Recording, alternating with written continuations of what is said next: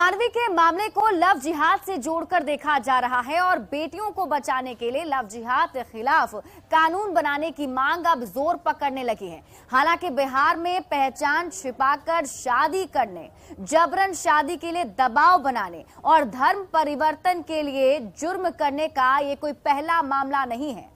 हाल के दिनों में कई ऐसे मामले सामने आए हैं और उस पर एक नजर डालें तो सबसे पहले मई 2023 में रांची में भागलपुर की मॉडल पर शादी के लिए दबाव डाला गया। मॉडलिंग कंपनी यस के मालिक तनवीर खान ने लड़की को धमकी दी। तनवीर खान ने धोखे से फोटो जो खींची थी उसे वायरल करने की धमकी दी।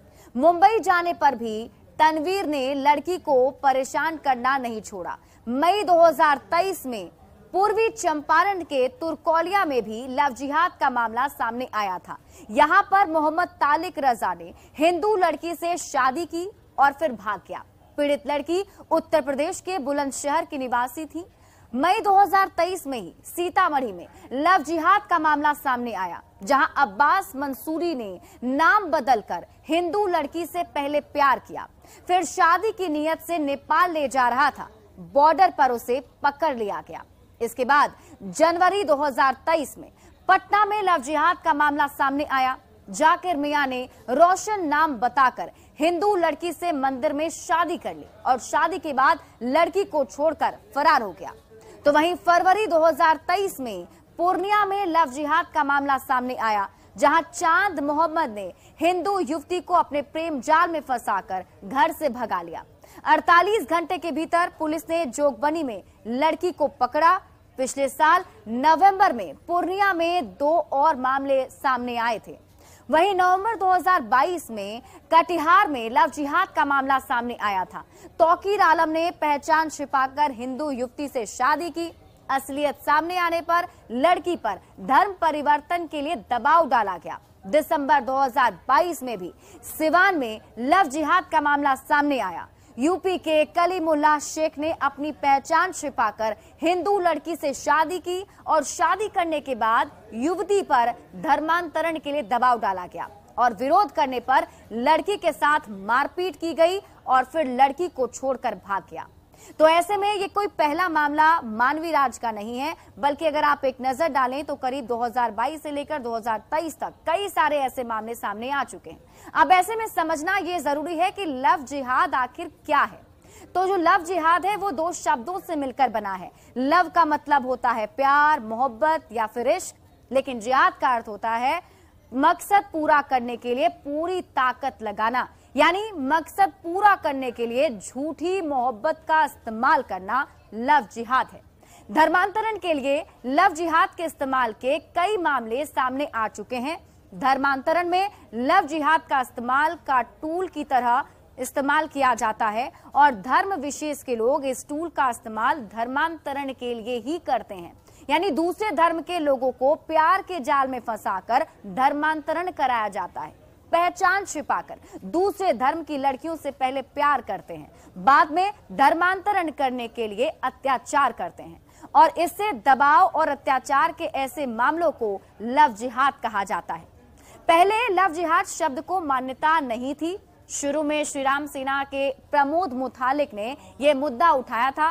साल 2000 में लव जिहाद पर काफी चर्चा भी हुई थी।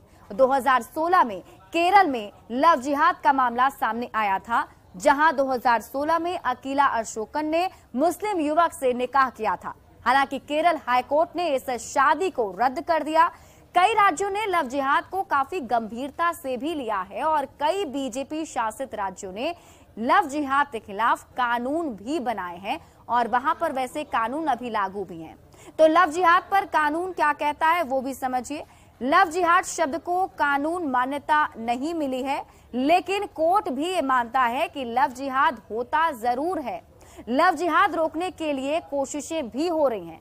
3 बीजेपी शासित राज्य ऐसे हैं जहां पर लव जिहाद को लेकर कानून बनाए गए हैं, जिसमें अगर बात करें तो यूपी, एमपी और हिमाचल प्रदेश में कानून बनाए गए हैं। यूपी में अंतर धार्मिक विवाह के मामलों में कानूनी पड़ताल का प्रावधान है, यानी अगर ऐसी शादी हो रही है तो कानूनी जांच प्रक्रिया से गुजरना पड़ेगा। धर्मांतरण के लिए हुई शादी को शून्य घोषित करने का भी यहाँ प्रावधान है। और जबरन विवाह के मामलों में 5 साल की सजा और 15,000 रुपए के जुर्माना का भी प्रावधान है। वहीं SC/ST लड़की के जबरन धर्मांतरण के मामले में ज्यादा सजा का प्रावधान है। ऐसे मामलों में 2 से 7 साल की सजा और 25,000 के जुर्माना का प्रावधान है। और अगर सामूहिक धर्मांतरण का केस होता है तो उसमें 10 साल की सजा और 50,000 जुर्माना लगेगा। अपनी इच्छा से धर्मांतरण के लिए 2 महीने पहले सूचना देना होगा। यानी कि अगर अपनी इच्छा से कोई धर्म परिवर्तन कर शादी कर रहा है तो 2 महीने पहले ही इसकी सूचना देनी होगी। अगर नहीं दी जाती है, दोषी पाए जाते हैं तो 10 साल की सजा का प्रावधान किया गया है। यूपी की तरह ही MP में भी 2 महीने पहले सूचना देना अनिवार्य है। MP में जांच के बाद धर्म परिवर्तन को मान्य करने का प्रावधान है। वहीं हिमाचल प्रदेश में धर्मांतरण के लिए सूचना देना अनिवार्य है। धर्मांतरण के लिए 10 दिन पहले सूचना देना होगा।